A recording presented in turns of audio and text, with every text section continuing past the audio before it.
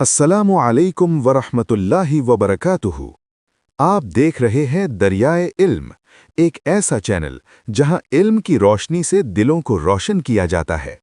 यहाँ हम कुरान, हदीस और दीन की खूबसूरत बातें आसान अल्फाज में आप तक पहुँचाते हैं, ताकि हम सब अपनी ज़िंदगी को अल्लाह के रास्ते पर बेहतर बना सकें। तो बने रहिए दरियाए इल्म के साथ, जहां हर बात में हिकमत है और हर लफ्ज़ में रहनुमाई। बिस्मिल्लाहिर्रहमानिर्रहीम। आज का मेरा टॉपिक है इस्लाम में 4 शादियों की इजाज़त क्यों दी गई है।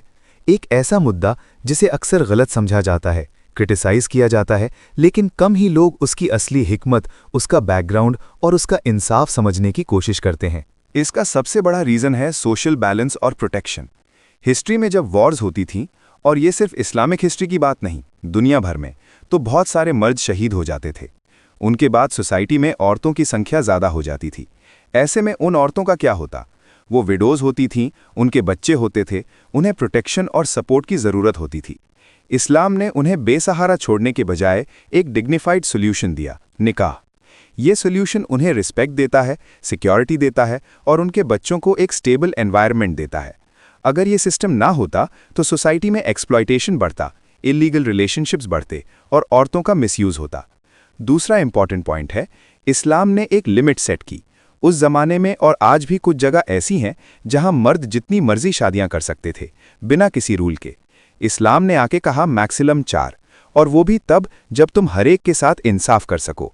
यानी इस्लाम ने एक अनलिमिटेड सिस्टम को रिस्ट्रिक्ट करके डिसिप्लिन बनाया। तीसरा पॉइंट, कैरेक्टर और responsibility.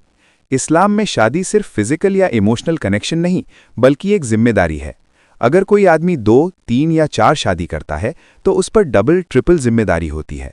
Financial, emotional, time, respect, सब में इक्वल होना।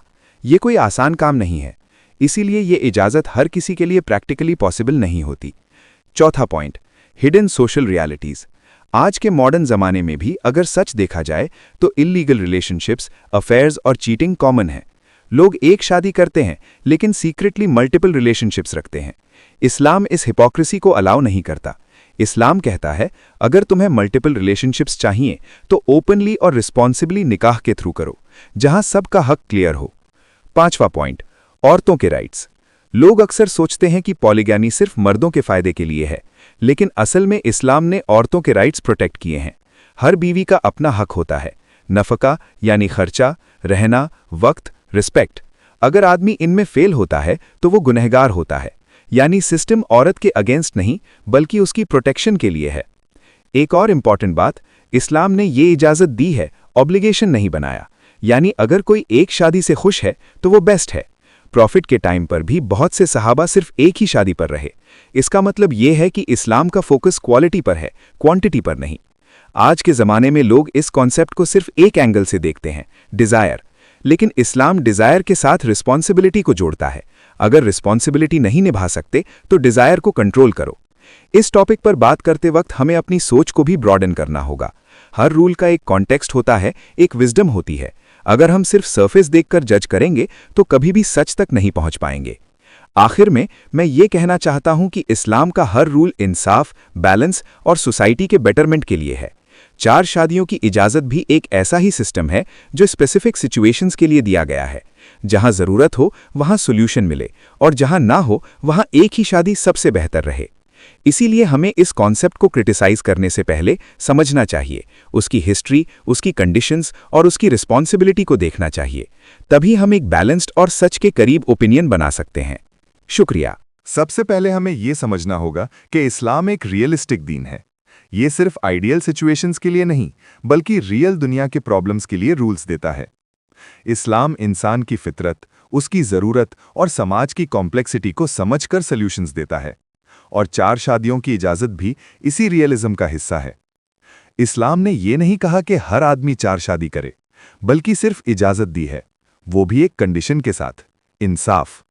अगर कोई इंसाफ नहीं कर सकता तो सिर्फ एक ही शादी करे। ये कंडीशन इतनी स्ट्रांग है कि कुरान खुद कहता है कि तुम कभी पूरी तरह बराबरी नहीं कर सकते। इसका मतलब ये है कि इस्लाम पॉलीगैमी को प्रमोट नहीं करता, बल्कि रिस्ट्रिक्ट करता है। अब सवाल उठता है, फिर ये इजाज़त दी ही क्यों गई? अगर हम ध्यान से देखें तो इस्लाम सिर्फ एक रूल नहीं देता, बल्कि उस रूल के पीछे एक कंप्लीट सिस्टम होता है। 4 शादियों की इजाज़त भी एक ऐसे ही सिस्टम का हिस्सा है, जहां इंसान की पर्सनल लाइफ और सोसाइटी दोनों का बैलेंस मेंटेन किया जाता है। एक और इम्पॉर्टेंट एंगल है नेचुरल डिफरेंसेस। हर इंसान एक जैसा नहीं होता। कुछ लोग इमोशनली स्ट्रांग होते हैं, कुछ फाइनेंशियली कैपेबल होते हैं और कुछ लोग ज़्यादा जिम्मेदारी उठा सकते हैं। इस्लाम ने एक ही रूल सब पर ज़बरदस्ती अप्लाई नहीं किया, उसने फ्लेक्सिबिलिटी दी। जो आदमी कैपेबल है सिर्फ वही इस इजाज़त का यूज़ कर सकता है, वो भी तब जब वो हर हक अदा करे। अब एक लॉजिकल बात सोचो, अगर सोसाइटी में औरतें ज़्यादा हों और मर्द कम, तो क्या सोल्यूशन होगा?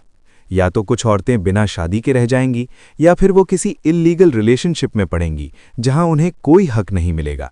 इस्लाम ने इस प्रॉब्लम का एक हलाल और रिस्पेक्टफुल सोल्यूशन दिया, निकाह। और सबसे इंटरेस्टिंग बात यह है कि इस्लाम ने सिर्फ इजाज़त नहीं दी, बल्कि वार्निंग भी दी। अगर तुम इंसाफ नहीं कर सकते तो एक ही काफ़ी है। ये वार्निंग इतनी स्ट्रांग है कि बहुत से लोग खुद ही एक शादी तक लिमिटेड रह जाते हैं। यानी इस्लाम ने गेट खोला भी है और उस पर स्ट्रांग कंडीशन भी लगाई है। आज के मॉडर्न ज़माने में लोग फ्रीडम की बात करते हैं, लेकिन असल फ्रीडम क्या है? क्या बिना रिस्पॉन्सिबिलिटी के रिलेशन बनाना फ्रीडम है, या फिर एक ऐसा सिस्टम जहां हर इंसान का हक डिफाइंड हो, वो फ्रीडम है? इस्लाम दूसरे ऑप्शन को चूज करता है, जहां रिस्पेक्ट हो, जिम्मेदारी हो और ट्रांसपेरेंसी हो। एक और मिसअंडरस्टैंडिंग ये होती है कि लोग सोचते हैं कि पॉलीगमी सिर्फ मर्दों के लिए बेनिफिट है, लेकिन अगर हम सच में देखें तो ये सिस्टम औरतों के लिए ज़्यादा प्रोटेक्टिव है, क्योंकि यहाँ उन्हें एक लीगल स्टेटस मिलता है, उनके राइट्स सिक्योर होते हैं और उनकी इज्जत बरकरार रहती है। अगर हम दुनिया के डिफरेंट कल्चर्स को देखें तो हमें पता चलेगा कि मल्टीपल रिलेशनशिप्स हर जगह एग्जिस्ट करती हैं। बस फ़र्क इतना है कि कहीं वो ओपनली और रिस्पॉन्सिबली होती हैं और कहीं छुपकर और बिना जिम्मेदारी के। इस्लाम ने छुपाने वाले सिस्टम को रिजेक्ट किया और एक क्लीन, क्लियर और रिस्पॉन्सिबल सिस्टम दिया। इस टॉपिक पर बात करते वक्त एक और चीज़ समझना ज़रूरी है। इस्लाम इमोशंस को इग्नोर नहीं करता। हर बीवी के फीलिंग्स होती हैं, जेलसी होती है, एक्सपेक्टेशंस होती हैं। इसीलिए इंसाफ की कंडीशन रखी गई है। अगर कोई आदमी इमोशनल बैलेंस मेंटेन नहीं कर सकता तो उसके लिए एक ही शादी बेटर है। ये भी याद रखना चाहिए कि इस्लाम किसी को फोर्स नहीं करता। ना किसी औरत को मजबूर किया जाता है कि वो ऐसे निकाह को एक्सेप्ट करे, और ना ही किसी मर्द को। ये एक म्यूचुअल एग्रीमेंट होता है जहां दोनों साइड्स की कंसेंट ज़रूरी होती है। अगर हम इस कॉन्सेप्ट को सिर्फ एक लाइन में समझें तो ये कह सकते हैं कि इस्लाम ने प्रॉब्लम क्रिएट नहीं की, बल्कि प्रॉब्लम का सॉल्यूशन दिया है। आज लोग सिर्फ रिजल्ट देखते हैं, 4 शादियों की इजाज़त है, लेकिन उसके पीछे की कंडीशंस, रिस्पॉन्सिबिलिटी और पर्पस को इग्नोर कर देते हैं। इसी वजह से मिसअंडरस्टैंडिंग होती है। आखिर में मैं बस इतना कहना चाहूँगा कि हर सिस्टम को जज करने से पहले उसे समझना ज़रूरी है। इस्लाम का ये रूल भी एक ऐसा ही रूल है जिसे अगर डेप्थ में समझा जाए तो ये इंसाफ, प्रोटेक्शन और बैलेंस का एक परफेक्ट एग्जाम्पल लगता है। इसलिए हमें चाहिए कि हम इस टॉपिक को इमोशंस या अजम्पशंस से नहीं, बल्कि नॉलेज और अंडरस्टैंडिंग से देखें। तभी हम सच के करीब पहुंच पाएंगे। शुक्रिया।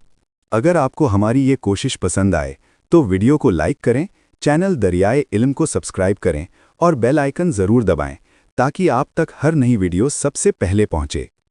अल्लाह हम सबको इल्म नाफ़े और अमल की तौफीक अता फरमाए। अपनी दुआओं में याद रखिएगा। अस्सलामु अलैकुम वरहमतुल्लाहि वबरकातुहू।